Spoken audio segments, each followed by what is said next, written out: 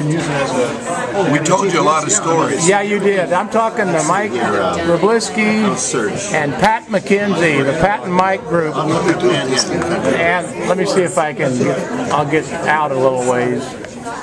Never know when. Yeah, that goes in. Okay. Anyway, Mike, I understand that you were instrumental in recruiting Pat McKenzie to K-State. Tell me what that visit you came to talk to Tex and what he asked you. Well, I came to Manhattan on a recruiting visit. And knowing, Tex, he's always talking basketball. And so he's talking to me about the recruiting class, who's going to come in, and some people coming in, and he says, and we still need some forwards, and some guys, some guys can play the forward position, and do you know any more guys, any more people back where you played? And I said, well, you got a guy right on the team I played with. He was like 6'5", 6'6", and great player. And he said, "You're kidding." And I said, no. He says, "Give me his name," and I gave him the name.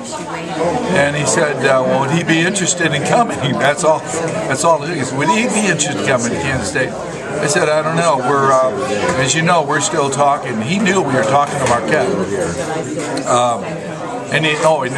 He said he made some disparaging remark about the Marquette coach. I didn't tell you that last night. What was the guy's name? Eddie Hickey. Okay. The remark was like, yeah, he's probably really buttering up your mother, isn't he? That's his style. That's what he does. And I said, yeah, he's been pretty nice to my mother. And he didn't know whether I was going to Kansas State yet, but I said, he's a good friend of mine. He's a very good player. He said, well, why don't you talk to him? And if you decide to come, I said, sure, of course I will. I'd love it if you can. And I said, but we haven't decided yet. Well, what's going on? And I said, well, we're still working on, and I don't remember how this happened, but we're working on, we really need a summer job, and Marquette's coach is working on that. And then what it ended up, of course, Pat can tell you his side of the story, because that's what it was all about. I mean, Kansas State had a great team. They were top ranked in the country, and that was appealing if you're a basketball player.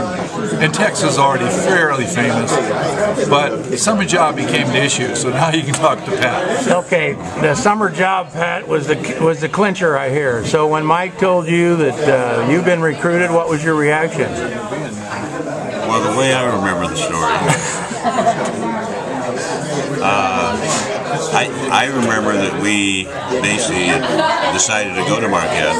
Yeah. And we were waiting the summer job to come through, and since Eddie Hickey was on his way from St. Louis to Marquette, he apparently didn't have time to work on the summer job thing, and we kept waiting and waiting and waiting, and the school was approaching. It looked like maybe we wouldn't get a summer job. And when Tex basically told Mike that, if you'll come to K-State, we'll have a summer job for you as soon as you get there. That was the deciding thing. It came down to the summer job. And Mike might have known more about Tex and Kansas State than I did, because he had visited. I'd never visited Kansas State, so I'd just kind of taken his word. And I didn't know really anything about Tex or anything about Kansas State at that time. Well, tell me about. I want to hear about the summer job, but I understand at the end of the summer you were going out for a steak with Tex and Nancy Winter, and on the way, Nancy Winter asked you why you came to K-State. Tell me about that. Yeah, we're going out to Keck's Steakhouse, and Mike and I are in the back seat, and Tex and Nancy are in the front seat, and Nancy is kind of inquisitive about learning more about us. And when she found out that we were both from South Bend and we both went to a Catholic school, high school across the street from Notre Dame, the obvious question was, why did you go to Notre Dame? And trying to be funny, I said, because they saw us play.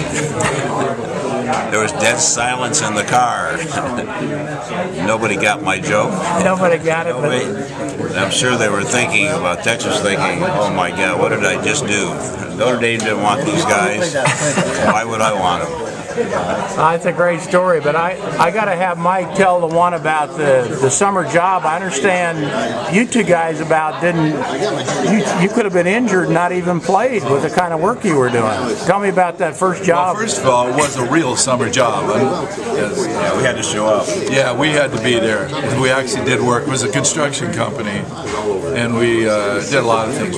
The worst thing was tarring roofs in downtown Manhattan in the summer, like July, August. And we're up there, hauling hot tar up on the rope. And I remember being tar in my work shoes, had about an inch of new sole and heel. That was horrible. But anyway, we did some remodeling. I can't remember all the stuff. We did tearing walls out. But the story that I told you about it, Pat and I came to work one morning, and they asked us if we could, if any actually addressed the crew, they needed someone to drive the big flatbed truck and take some stuff to the dump, and no one said they could drive it, and I said, well, I can drive it, and I could drive a shift car, but I didn't know what it was. So anyway, it turned out I could drive it, figured it out, and we had to go get it loaded up, and I don't remember if it was already loaded or not anymore. I think we had to go to a remodeling site, and it was a lot of plastic. The old chunks of wood, hard plaster like rock, all in pieces, all loaded up on the flatbed. So we drove to the dump like they told us where it was. We backed up to the dump, and it was like a little drop-off, I don't know, 7 or 8 feet, or maybe even a little more. And you throw all this stuff down off the cliff, and it was all stuck together. It didn't want to move. So I took a big pickaxe that was in the truck, walked to the top of the truck, and was going to take a big whack at it, and I stepped right off the back of the truck, threw the pickaxe in the air, fell down on the ground, and put a big cut across the tip of my nose and a big gouge on my hip. So I'm down at the bottom. As I remember, Pat was laughing, actually. But my nose was, I cut a little vein or something right here. I got a scar right here. And the blood spurting out. I got my hanky on the nose. And then we had to drive in that condition to a little hospital somewhere.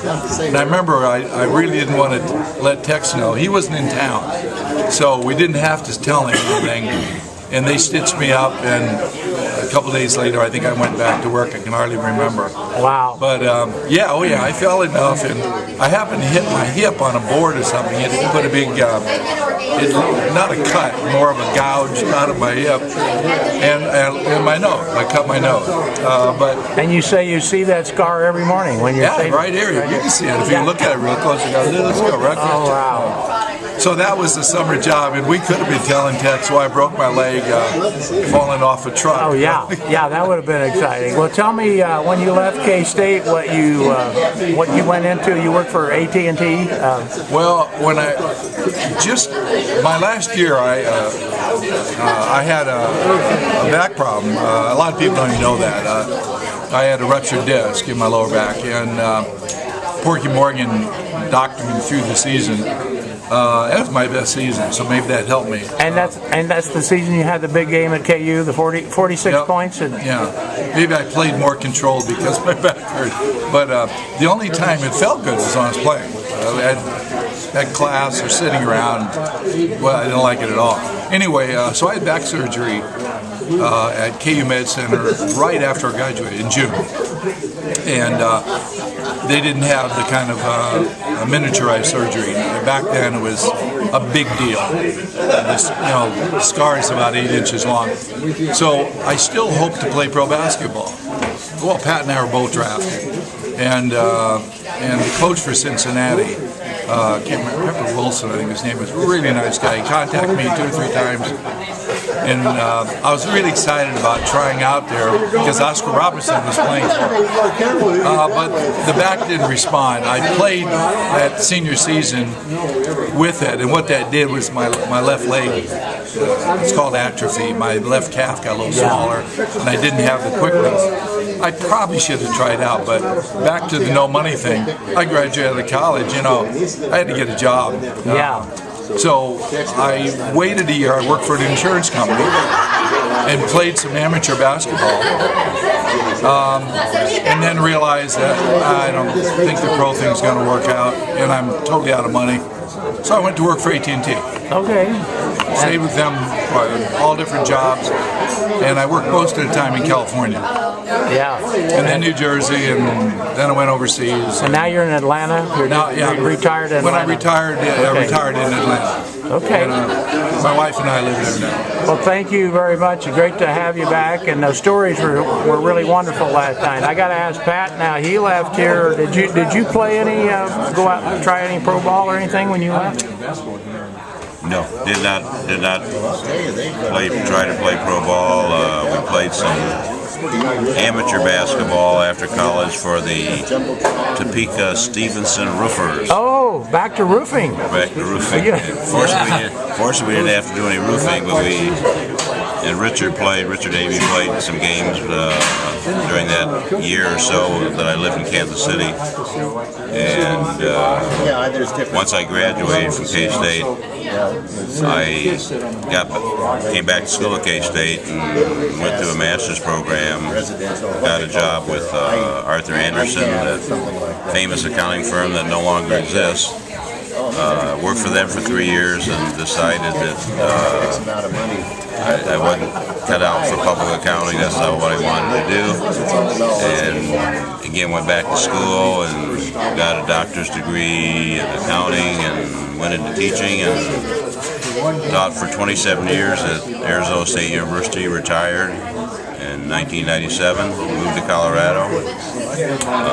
Really thinking when I retired at ASU that was it as far as productive work.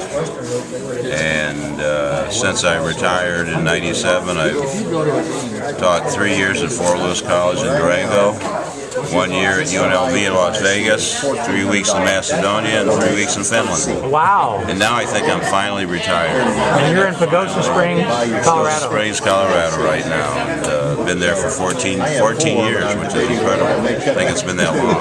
Well, that's great. Well, thank you very much. I got the Pat and Mike show here. We're going to close it off. So.